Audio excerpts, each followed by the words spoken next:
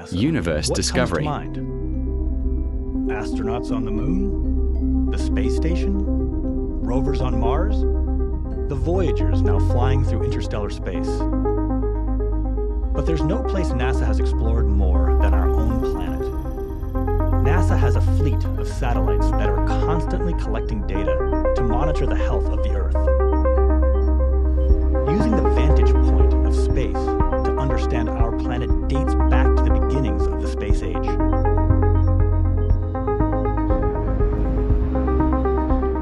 It was then, in response to the Soviet Union's Sputnik, that JPL built and helped launch the first U.S. satellite, Explorer 1. Inside Explorer was this science instrument, a kind of Geiger counter designed to detect cosmic rays. It also discovered the presence of radiation surrounding the Earth, what turned out to be a belt of charged particles held in place by Earth's magnetic field. They are named the Van Allen radiation belt for the scientist who built Explorer's Geiger counter. This was the very first science discovery made from space. A major finding about our planet. For these belts shield the Earth, deflecting solar particles that would otherwise shred our atmosphere, over time destroying it and everything about our planet as we know it to be. More than half a century has passed since the time of Explorer 1. And today, we know that our planet is changing in ways we need to understand. I'm Mike Meacham, a systems engineer here at JPL. The job of a systems engineer is to look at the big picture of how all different parts of the spacecraft are supposed to interact as one system, and to make sure that they do. Earth is a system too, with many parts. The land, the ice caps, the oceans, the atmosphere, and living things.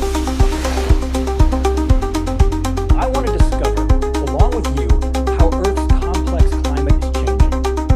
In the next hour, we are going to explore the role JPL has and is today playing as part of NASA's larger effort to understand what's happening to our atmosphere.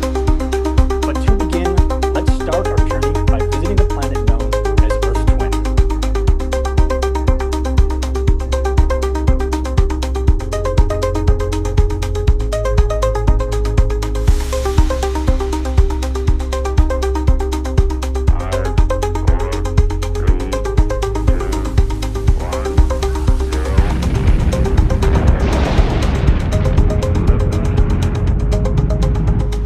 The year is 1962, and we're on our way to Venus on board JPL's Mariner 2 spacecraft.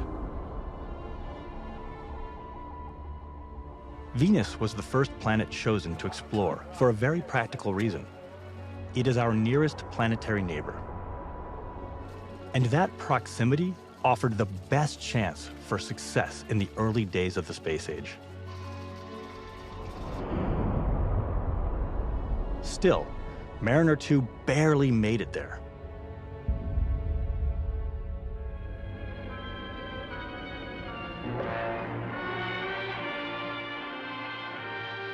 At the time of the mission, JPL produced this film, which explored how Venus had once been thought of as Earth's twin, given its smaller size, density, and cloudy atmosphere.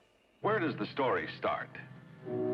Historically, I suppose it began more than 100 years ago when man first viewed the clouds of Venus. Because of the thick clouds, it seemed logical to suppose Venus... There had even been speculation that beneath the planet's clouds, there might exist a tropical world of jungles, swamps, and rainforests. But by the time of Mariner 2, a radically different view of Venus was emerging, due in part to the research of a young scientist who was beginning to make a name for himself, Carl Sagan. Many theories of the Venus environment have been suggested. However, new information eliminates at least some of these theories. Measurements with radio telescopes show that there is a region on Venus where temperatures are greater than 600 degrees Fahrenheit. It is just possible that the hot region exists at a high altitude.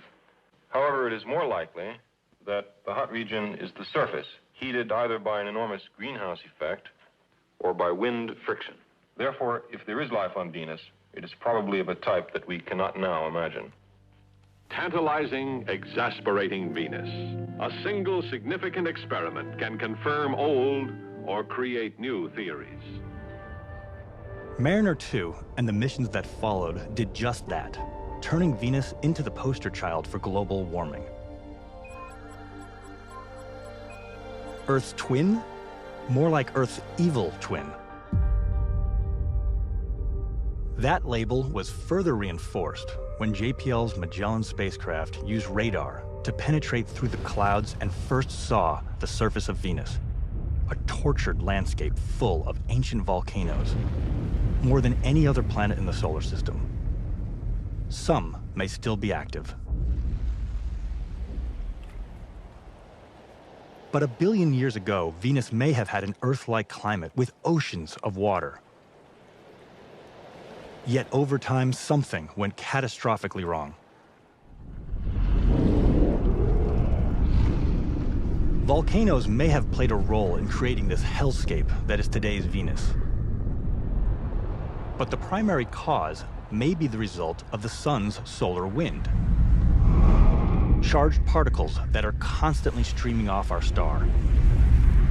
The effect of this endless bombardment of radiation weakened Venus's magnetic field, making it unstable and leaving the planet to fend for itself. It may be as simple as Venus wasn't able to handle all this heat.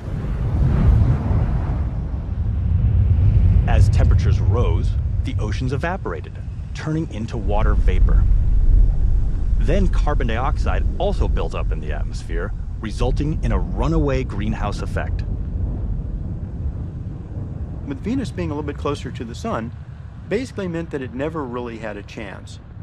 So over time, that carbon dioxide and water vapor built up. It was impossible for any water to stay on the surface as a liquid. It all stayed in the atmosphere. That produced a massive greenhouse atmosphere that produced a tremendous amount of warming, probably warming even greater than what we're seeing today with surface temperatures around 950 Fahrenheit.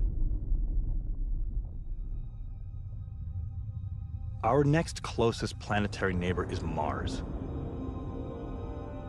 Like Venus, the red planet shares similar features with Earth. Mars has polar caps, seasons, and a rotational rate nearly identical to our planet. But any hopes that Mars might have been more Earth-like were squashed after the first flyby of the planet by JPL's Mariner 4. A handful of grainy black and white images from the mission was all that was needed to see that Mars is a barren world. Just like Venus, scientists believe that ancient Mars was more like today's Earth. It was warmer and wetter, wet enough to have had oceans. But about 4 billion years ago, Mars lost its magnetic field that served as a planetary shield. And without the shield, the Martian atmosphere was, like Venus, left at the mercy of the sun's solar wind. And as it cooled, the interior froze up. And when that happened, the dynamo that generated its magnetic field froze up as well. And that was the end of it for Mars. It took about 500 million years, but eventually the solar wind shredded the Martian atmosphere. And as it disappeared, the exposed oceans evaporated. And the planet cooled down into the frozen world it is today.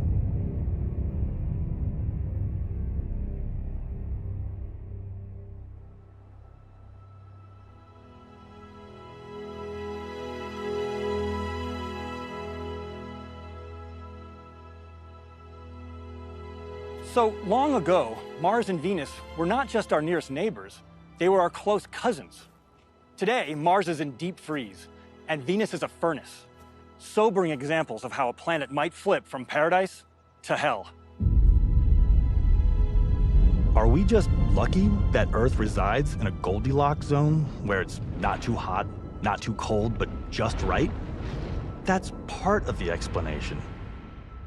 But there's also the delicate and intricate balance of interactions taking place throughout our planet's system of water, ice, land, atmosphere, and all living things. The more we learn about these interactions, the more we are understanding how fragile the Earth is to change. Our planet is warming, and the major causes of that are greenhouse gases like carbon dioxide, or CO2 for short. Carbon dioxide is a chemical compound comprised of 1 part carbon and 2 parts oxygen. The oxygen, not a problem. The carbon, everywhere you look, you're going to find it. It's the basic building block of life. It's in the animals, the fish, the plant, the trees, and in me and you. Nature has an elegant but simple way of using carbon. It travels from the atmosphere into organisms in the Earth, and then back into the atmosphere over and over again. This process is called the carbon cycle. It has helped to keep our climate in balance for at least the last 100,000 years, if not millions. As part of this cycle, carbon from decaying organisms can end up in the ground, where it can be transformed into coal, oil, and natural gas, which we started using as fuels to power machines over 200 years ago. And that changed the natural order of things, as more and more carbon in the form of CO2 is ending up in the atmosphere, where it soaks up and re-emits heat.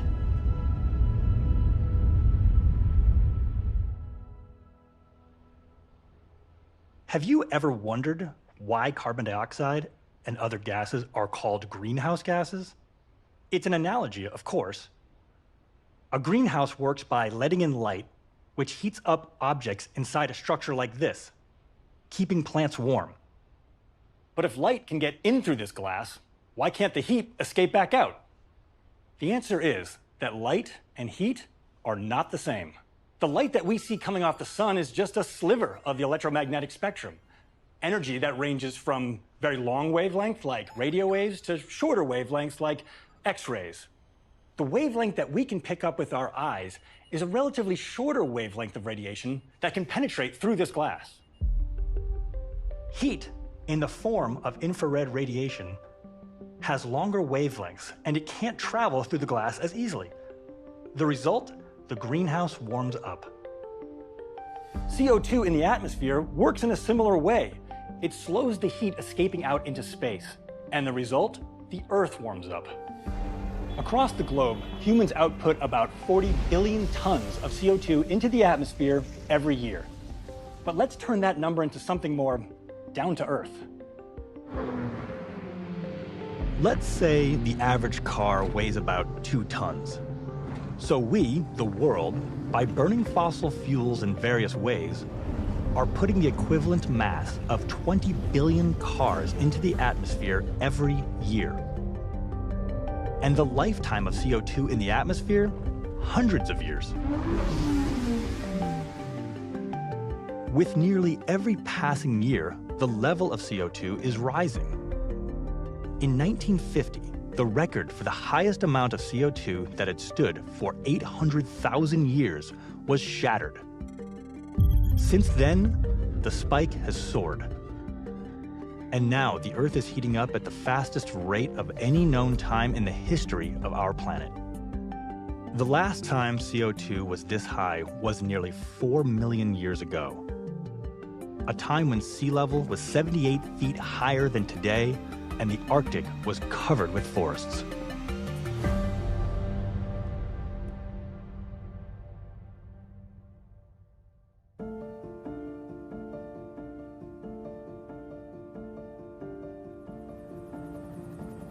The importance of CO2 and other greenhouse gases was not lost on scientists at JPL. One of them was Mustafa Shaheen, a native of Lebanon who moved to the United States to attend college. In 1958, while pursuing his PhD at UC Berkeley, he saw in the news the iconic image of JPL's Explorer 1 being held aloft.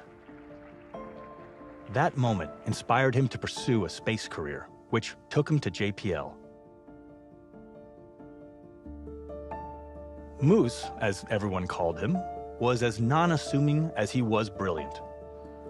He served as JPL's chief scientist, and it was largely his idea to create an organization to harbor and nurture the lab's growing number of scientists. For outstanding performance and leadership in developing the JPL Earth and Space Sciences Division and enhancing the science programs of JPL and NASA. Mustafa T. Shaheen.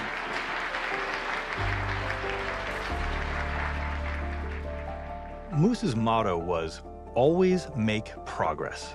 And for 3 decades, Moose was fixated on finding a way to study Earth's atmosphere from the vantage of space. The value of satellite data is that it gives you global coverage. Now we can get global coverage with the same accuracy as balloon-borne instrument. Moose's ambition was to build a science instrument that would help to understand climate change. But that proved to be a hard sell politically. So he stressed how the same instrument could also be used to improve weather forecasting. The mission is to understand the relationship between weather and climate. For example, are the weather anomalies, which we are seeing today, hurricanes, etc., are they related to climate change?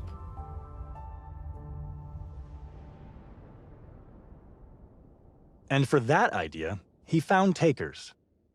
Moose's instrument, called the Atmospheric Infrared Sounder, or AIRS, was one of 6 science instruments that won a spot to fly aboard NASA's Aqua satellite. 3, 2, 1.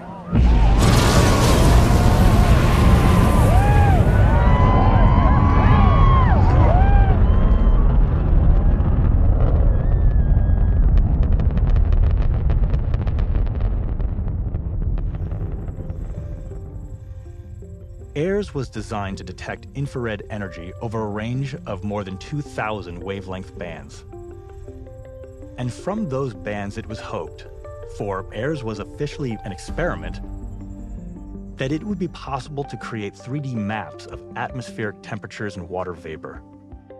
But before any of these measurements could be put to work, all of the raw data of zeros and ones first had to be calibrated and validated. Once you have those numbers that you think represent reality, you have to confirm that they are reality. And this is one thing I did for the first 5 or so years of the mission, pretty much daily, including a lot of weekends. Just looked at what AIR said and what, say, a weather balloon said. Or what AIR said and what an aircraft that flew underneath AIR said. And with several years of hard work, we concluded we weren't crazy, that the numbers that we reported from the instrument were actually representative of reality. And soon, AIRS began delivering on its promise. Its measurements were helping to improve weather forecasts. That was said to be enough to pay for the instrument itself. So forecast really was a major accomplishment. But NASA's not a forecast center. And Moose, always trying to make progress, next wanted to explore how AIRS might be put to use to better understand climate change.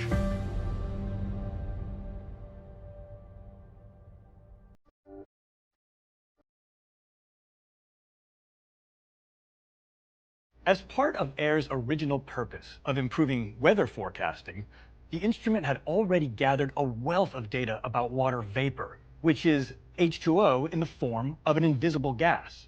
We know it best as humidity. Water vapor is also a greenhouse gas. And there's more water vapor than all other greenhouse gases combined. But through the ages, the warmth provided by water vapor has been a good thing. Without it, our planet would be just a frozen ice cube. Water vapor is part of nature's normal recycling of water from the Earth's surface into the atmosphere, and then back again to the surface. And this recycling goes on constantly, but on different timescales. A piece of ice in the Arctic can remain a solid for millions of years. A drop of water in the ocean, thousands of years. That same drop of water, in the form of water vapor in the atmosphere, on average, just 9 days. The amount of water vapor in the atmosphere is directly related to temperature. The warmer it is, the more water evaporates, becoming water vapor. And more water vapor results in warmer temperatures. So you've got here a cycle. When you change the state of water from vapor to liquid, this change releases enormous amount of energy into the atmosphere. The understanding it is critical to understanding our climate change. This is why it is important.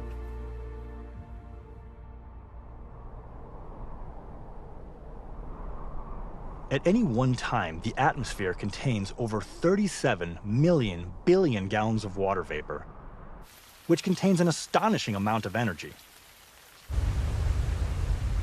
And all this water vapor doesn't disappear into thin air. It is constantly transforming back into water, ice, and snow, which rains down on us, often in the form of storms that are becoming more frequent and more severe.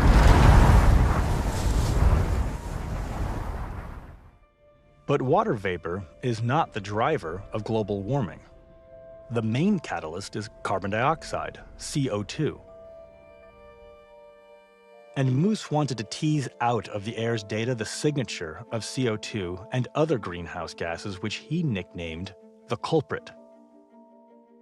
But detecting CO2 from the data proved an enormously difficult task, what his team likened to unscrambling a scrambled egg. So the problem here is looking at a set of data with the information you want, but the noise is so high that what you are looking for is within the noise. The unscrambling of a scrambled egg. That difficulty was thought of as unsurmountable. But just 4 years after the launch of AIRS, the insurmountable was surmounted. The culprit, Moose declared, had been coaxed out of hiding. We've done it. Now we are looking at climate. This is the first global map showing the distribution of carbon dioxide around the world as seen from Earth orbit. It clearly shows a distinct pattern of high carbon dioxide in the northern hemisphere, which was consistent with predictions made by climate modelers. Methane, another greenhouse gas, is seen here having a global distribution similar to that of CO2. Here, carbon monoxide, which is not a greenhouse gas, can be seen being created by the burning of forests in the Amazon. The gas then makes its way across the Atlantic. Fires in Africa can also be seen. This animation is composed of nearly 6 years of AIRS' first observations. The overlaying of the up and down curves are CO2 measurements made from the ground that correspond to the seasons. It is a way of showing how the Earth breathes. Note the steady march of CO2 upwards. The map continues to be updated, all showing a constant increase of CO2. 20 years after being launched, the AIRS instrument on board NASA's Aqua satellite is still operating, eyeing from Earth orbit not only greenhouse gases, but hurricanes, dust storms, wildfires, volcanoes, and of course, helping weather forecasts. It was a kind of progress Moose had always hoped to accomplish.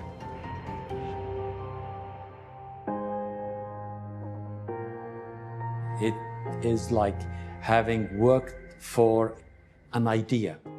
And I had doubts, my colleagues had doubt, but 30 years later, the idea works.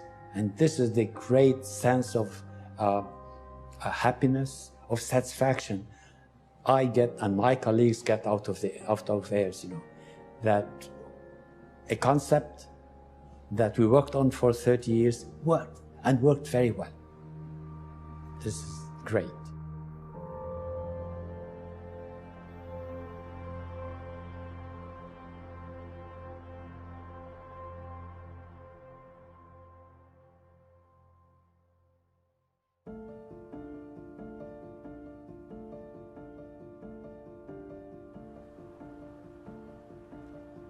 The pioneering success of AIRS helped to create a pathway for CO2 hunters that followed. Here at JPL, a handful of scientists plotted out a new mission, the Orbiting Carbon Observatory, or OCO. It was envisioned as an instrument to fly on a spacecraft devoted solely to measuring carbon dioxide.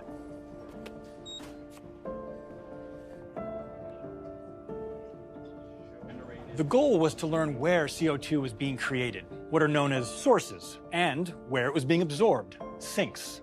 It was already understood that half of the CO2 was being absorbed into the atmosphere, leaving the other half going into sinks in the oceans, forests, and the land. Exactly where and how much were unknown, but OCO intended to find the answers, adding a new dimension of data on top of what AIRS was providing. AIRS measures CO2 at high altitudes in the atmosphere, about halfway between where we're sitting on the ground here and where airplanes fly.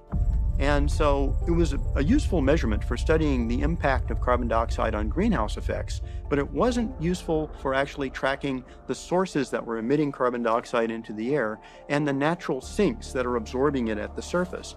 For that, we needed to use reflected sunlight rather than thermal energy to make this measurement, and we can essentially count all of the molecules from the top of the atmosphere down to the surface and back to space. That measurement's much, much better for tracking CO2 sources and sinks. In 2002, the mission was given the go-ahead by NASA. By then, scientists everywhere were realizing that climate change wasn't something far off in the future. It was going to impact their children's lives, if not their own, which made the work of the OCO team even more urgent. The original Orbiting Carbon Observatory mission was a long, difficult project. It took 9 years of effort, 1,000 work years, a lot of trials and tribulations to get to the launch site. So on February 24th, 2009, we were finally there.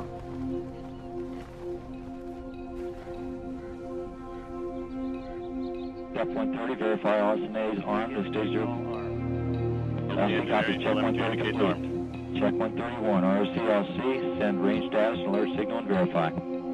It was indeed a beautiful evening. You can clearly see the stars in the sky. There was very little wind. So it was a perfect night. The air was just filled with excitement. RCLC, step 132. So we went through the manuals and made all our final checks, and I gave the go-ahead, saying that, yeah, OCO is ready to launch. And I remember the countdown being given, 10, 9, 8, 7, 6, 5, 4, 3, 2, 1, 0. Liftoff of the Taurus rocket with OCO, tracking a greenhouse gas in seek of clues to global warming. All of your senses are heightened, your emotions are running on overdrive.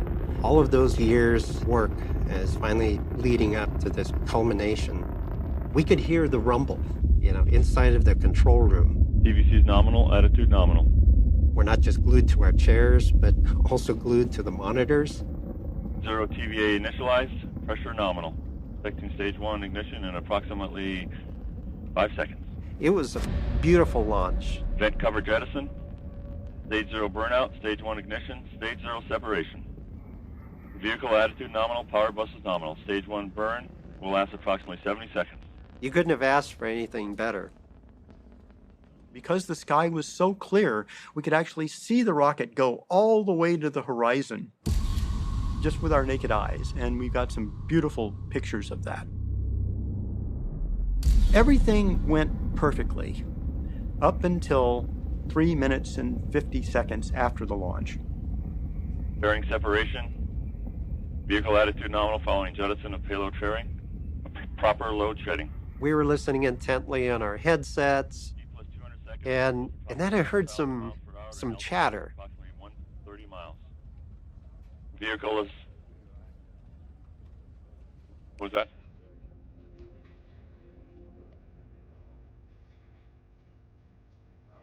But I was also looking at the screen. The animation was still showing everything was fine, but my eyes were telling me one thing, but I was hearing something different. I was in the control center, standing at the screen, watching the numbers go by, and I knew that to make orbit, I had to go 7 kilometers per second. And every calculation I could do in my mind at 2 o'clock in the morning was telling me those numbers weren't adding up. So I turned around to the main engineer for the rocket, and I kind of went like this, and he goes, "I'm sorry." You know, Ned, it appears we've had a contingency with the OCO mission. Please enact the mission mishap preparedness and contingency plan. Begin with notification, data impoundment, and mishap response tasks. Do not leave your stations. Do not attempt to call out and release information to anyone or speculate on the cause of the contingency. It was devastating. Everything seemed so surreal. We kept looking at this plume from the second stage, and we're hearing all this chatter on the engineering net, and it just didn't make sense. It was just this sense of disbelief and shock.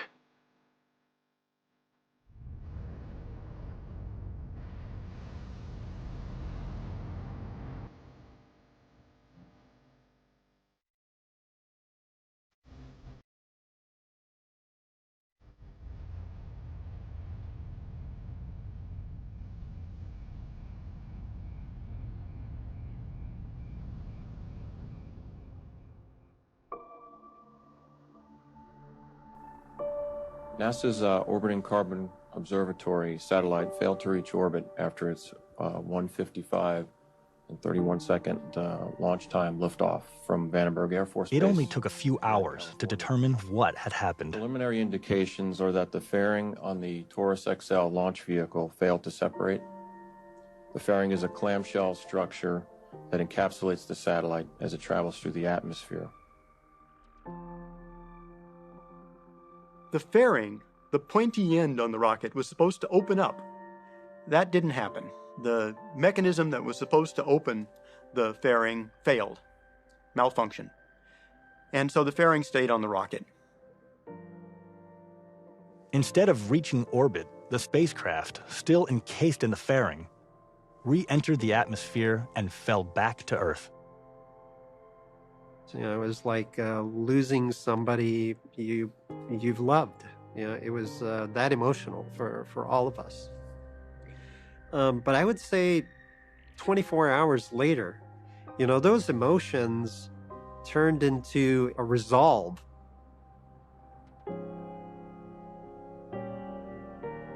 But along with resolve, to refly the mission required new funding.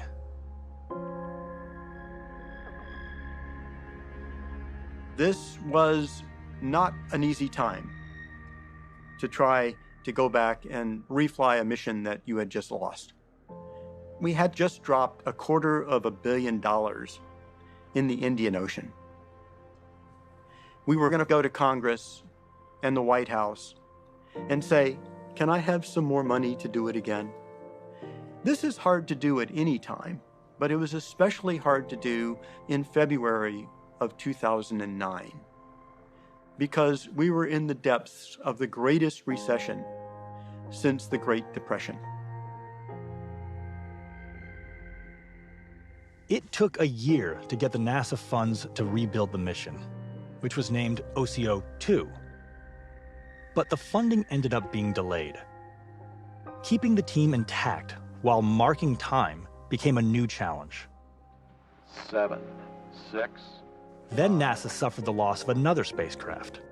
The Goddard Space Flight Center's Glory mission, like OCO, was launched from the same launch site on the same type of rocket. We were at T plus 300 seconds. The vehicle speed error is indicating underperformance. And met the same fate for the same reason. Which is expected due to a fairing not separating. The loss of glory caused further delays for the launch of OCO-2. Do not leave your stations until release. Do not attempt to call out and release information to anyone or speculate on the cause. Years passed before the cause of the glory and OCO fairing failures was tracked down. But in 2019, the U.S. Department of Justice announced that a manufacturer whose materials had been used in the fairing release mechanism had agreed to a fine of $46 million to resolve criminal charges and civil claims related to falsifying test certifications.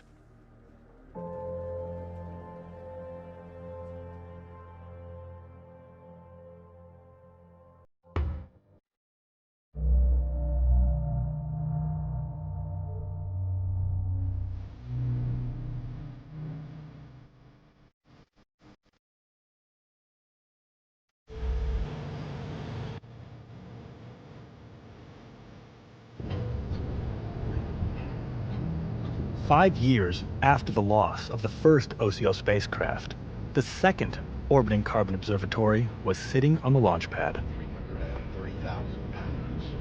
At T-minus 1 hour, 38 minutes, 8 seconds and counting, this is Delta Launch Control. We knew we had built an OCO-2 that was going to work, and I felt a lot of excitement. It was a beautiful launch, but it was the one that we didn't see. On this night, Vandenberg Air Force Base was fogged in. Not that anyone really cared, for OCO-2 would be treated to a perfect ride. 2, engine start. 0, liftoff of the Delta II rocket with OCO-2, tracking a greenhouse gas in seek of clues to climate change. So I remember one of my colleagues saying, "Hey, wow, that was one of the best launches I never saw." Good chamber pressure in the 3 solids, good symmetrical burn. 22 seconds in, still looking good. Good chamber pressure on the second stage. Standing by for fairing jettison.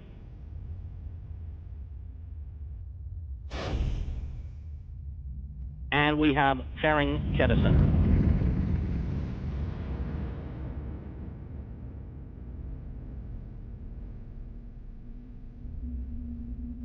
Standing by for SECO 1, standing by.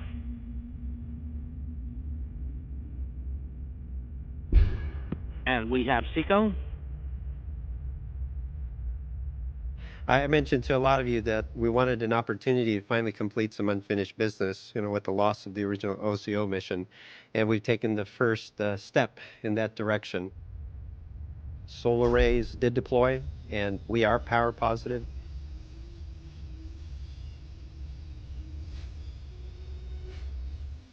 And now OCO-2 was circling the Earth 14.5 times every day, and completing a full mapping of the Earth every 16 days, making millions of individual measurements that now had to be translated into usable data. But OCO-2's challenges were not over. After calibrating the instrument, scientists thought something was wrong. There was a problem when we recognized that the light signals of the glint data over the ocean were not nearly what we thought they should be. On the land, that data was looking really good. But when you look over the ocean, you're looking at where the bright sun glint is. We were starting to analyze that data. The retrievals weren't looking good. And then one of our guys had plotted this as a function of the angle of the sun. And he says, there's a certain pattern I expect I'm going to see, and I'm not seeing that pattern. I know this idea is kind of crazy, but this data sort of looks to me like you're measuring with the wrong sensitivity to polarization.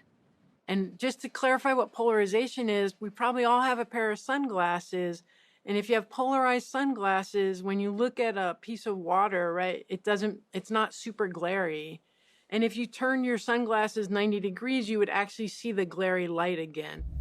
So it's very different at this 90 degrees off, especially over water reflections. So he's like, I think we've got our sunglasses on sideways. We're looking at the wrong polarization. And we're like, are you serious, Chris? We're both like, are you serious? And we're like, uh-oh.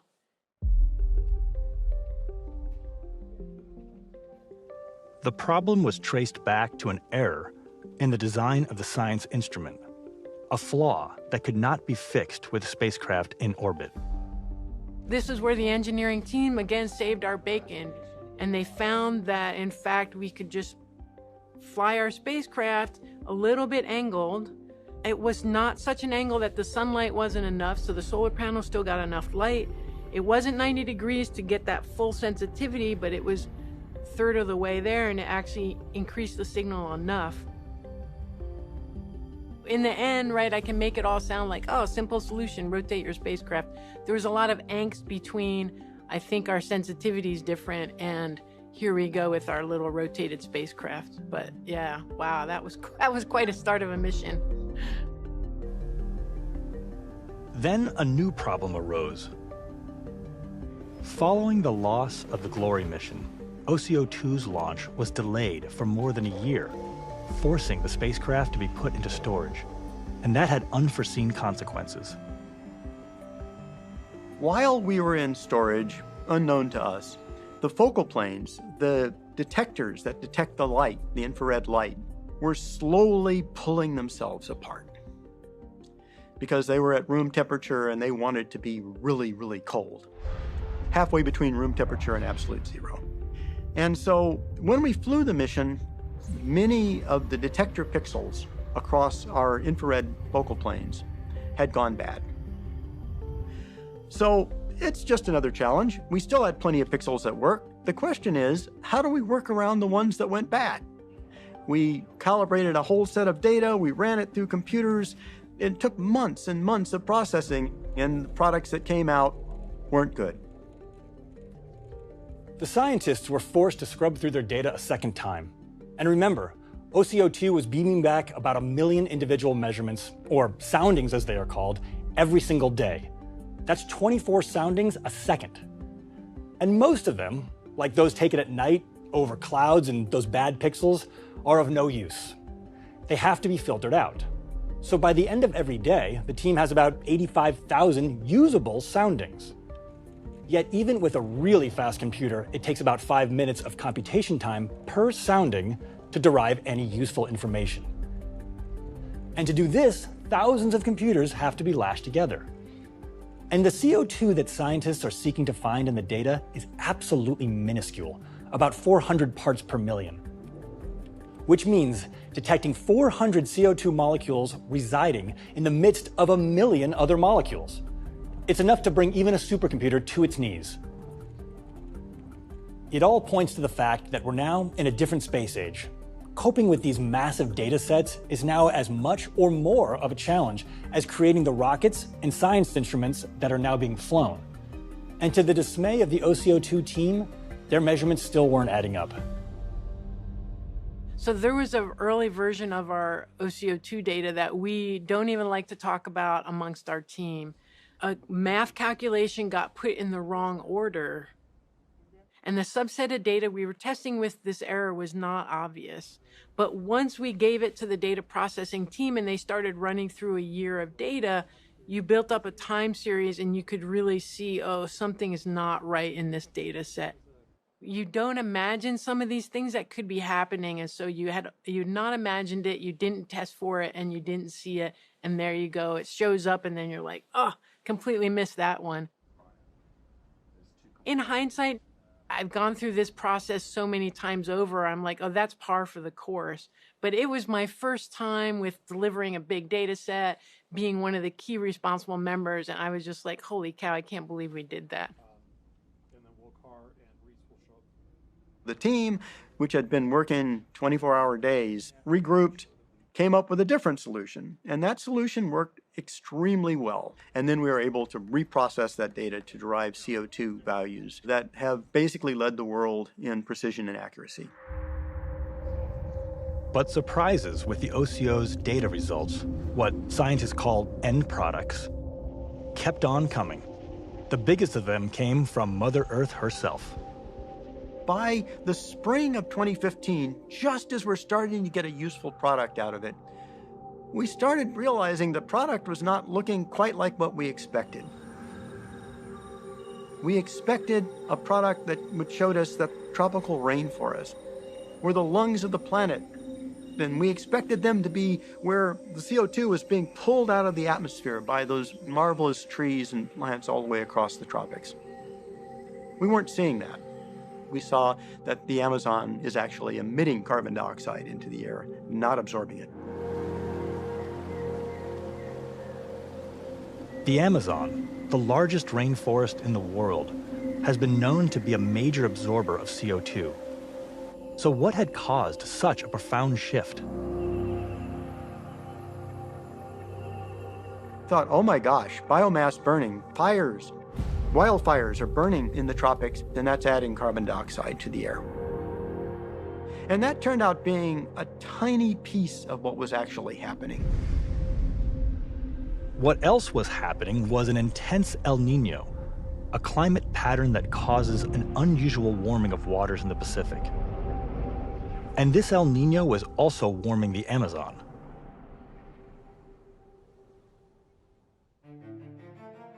They had been going through years of drought.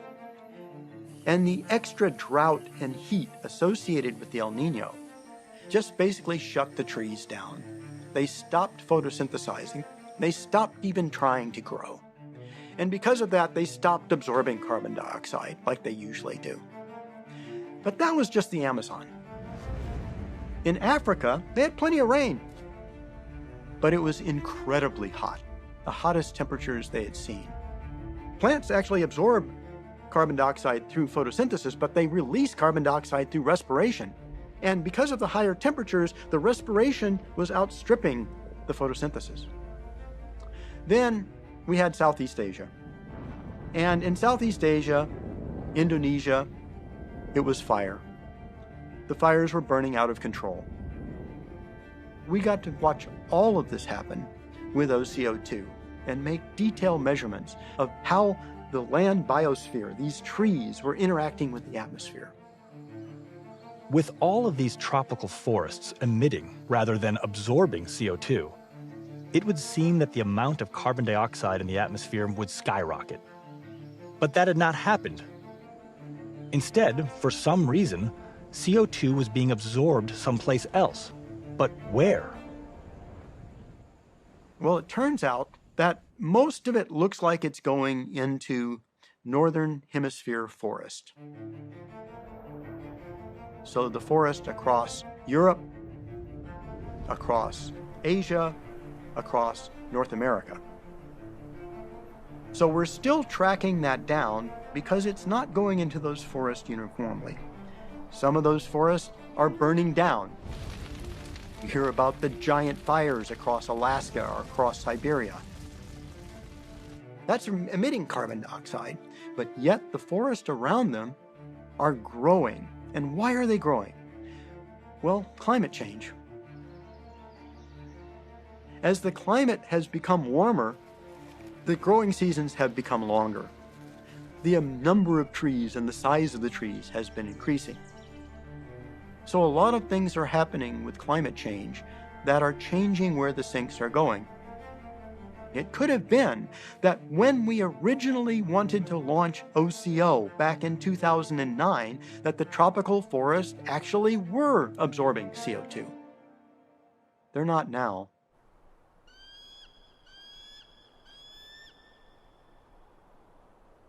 Scientists do not know how long the northern forests will be able to carry the burden of absorbing CO2. But we do know more about the health of forests, thanks to OCO2. That's because scientists have been able to tease out of the data the fluorescence of plants. This faint glowing, invisible to the naked eye, is a natural part of the healthy photosynthesis process. The kind of energy being emitted can tell us much about the condition of forests, plants, and even crops. This bonus science was one reason why a third OCO instrument was built out of leftover spare parts. But OCO3 is not a carbon copy of OCO2. Instead of flying on a spacecraft, it was designed to be installed on the International Space Station in 2019. OCO3 can be thought of as a kind of point-and-shoot camera, which gives scientists more flexibility in zeroing in on areas of interest. And among those targets are large cities. Urban areas account for more than 70% of all greenhouse emissions caused by humans. These are scenes of Los Angeles, which has the 5th largest urban carbon footprint in the world. It's one of the many urban areas around the globe that OCO3 has set its sights on. With a single pass over the Los Angeles basin, OCO3 can take snapshots that can reveal tiny differences in levels of CO2 throughout the area. The highest readings, in yellow on this map, are on the west side of downtown LA, a densely populated area with congested freeways and CO2-emitting industries. The amount of CO2 being emitted there is about twice the global average. Los Angeles has an ambitious plan to become carbon neutral by the year 2050. That will be no easy task. But having the ability to track CO2 emissions from the ground, the air, and from space will be crucial in understanding the path forward, for there's a lot of unfinished business ahead of us. We've not touched upon ozone yet. And here there's an encouraging story from the past that can help to guide how we choose to confront climate change in the days ahead. At the beginning of our journey, we saw that JPL's Explorer-1 mission discovered the Van Allen radiation belts that protect our planet from harmful solar radiation. And it turns out our planet has a second line of defense, the ozone layer in the upper atmosphere that acts as a sunscreen, blocking ultraviolet rays that would otherwise sterilize the Earth and damage all living things. But back in 1985, the surprising results of a British expedition to the Antarctic landed like a bombshell. The discovery of a dramatic drop in the amount of ozone gas at the southern pole, what came to be known as the ozone hole. This discovery raised all kinds of questions. Was the hole an aberration? Why was it only at the South Pole? Was it spreading? And if so, how long would it be before the hole reached populated areas? An urgent concern was knowing what was causing the ozone depletion. Theories abounded. Might there be a natural explanation? Or was it human-caused? The United States rushed a scientific expedition to the Antarctic the very next year. The team included JPL scientists who deployed on the ground a science instrument originally designed for high-altitude balloon observations. Their results, and those of other measurements made on the expedition, pointed to a human cause for the hole, a class of chemicals called chlorofluorocarbons, or CFCs, that were being used in everyday products like hairsprays and air conditioners. In the years that followed, many more types of ozone measurements were made, many of them by JPL teams who used balloons, aircraft, satellites, and the space shuttle as platforms for their instruments. Early on, many nations of the world, alarmed by the news that CFCs were destroying the ozone layer, quickly agreed to address the problem by signing the Montreal Protocol. This international agreement called for reducing CFC emissions by half and later called for a complete ban. It is the only UN treaty that has ever been ratified by every country on Earth. And today, the ozone hole is healing. Based on current projections, a half-century from now, ozone in the atmosphere will return to healthy levels once again. What's being done to tackle ozone is a model, a roadmap for addressing the greenhouse gases that are warming up our planet. But make no mistake, this will be a much harder and longer road for the world to travel than ozone. Remember early on when we met that young scientist who shared his findings about what greenhouse gases had done to Venus? 2 decades later, in 1985, Carl Sagan would again address the impact of greenhouse gases, but this time it would be about our planet. His words are as true for us today as they were then. We have a kind of handwriting on the wall. The power of human beings to affect and control and change the environment is growing as our technology grows. And at present time, we clearly have reached the stage where we are capable, both intentionally and inadvertently, to make significant changes in the global climate and in the global ecosystem. Because the effects occupy more than a human generation, there is a tendency to say that they are not our problem. Of course, then they are nobody's problem. We are passing on extremely grave problems for our children when the time to solve the problems, if they can be solved at all, is now. It is also a global problem.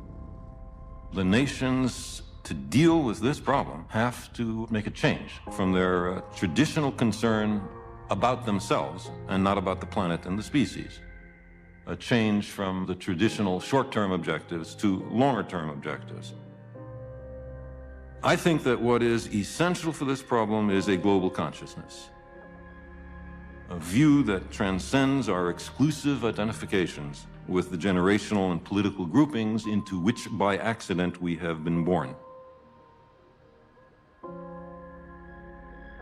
The solution to these problems requires a perspective that embraces the planet and the future, because we are all in this greenhouse together.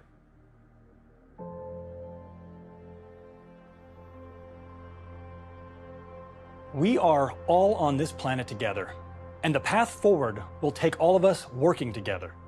I'm Mike Meacham. Thanks for watching and for taking care of the good Earth.